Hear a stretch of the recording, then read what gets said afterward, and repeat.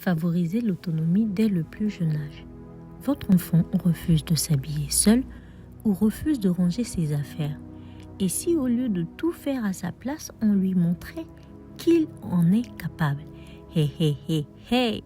Bienvenue chez Tata G, et vous, chers parents, bonjour et bienvenue sur cette session de podcast où nous parlons des astuces et challenges à mettre en place pour le bien-être de nos enfants. Comme j'ai l'habitude de le dire, enfants heureux, parents fiers. L'autonomie ne s'impose pas, elle se construit.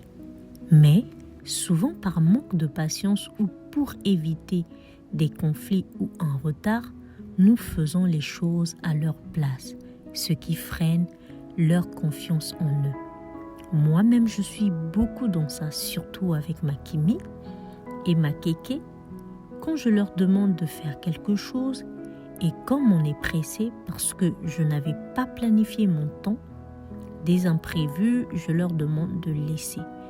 Je vais faire pour vous, et directement, ça leur donnait une attitude de ne pas vouloir bien faire les choses parce qu'elles savaient que maman devait le faire à leur place. Alors je reviens sur vous. Et oui, parce que je ne suis pas la seule, on est tous dans ce même bateau. Donc pendant que je luttais avec ce problème, j'ai pu apprendre quelques astuces que j'aimerais vous partager.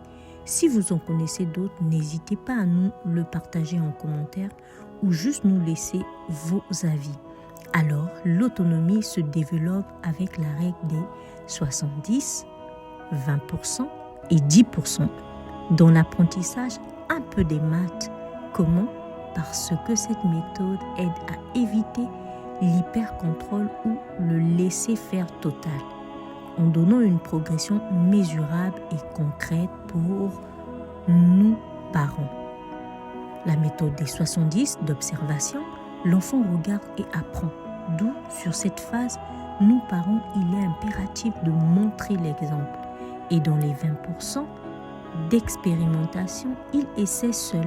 Avec notre encouragement sur cette phase, ne soyez pas comme moi avant, mais plutôt soyez prévisible en réajustant vos programmes.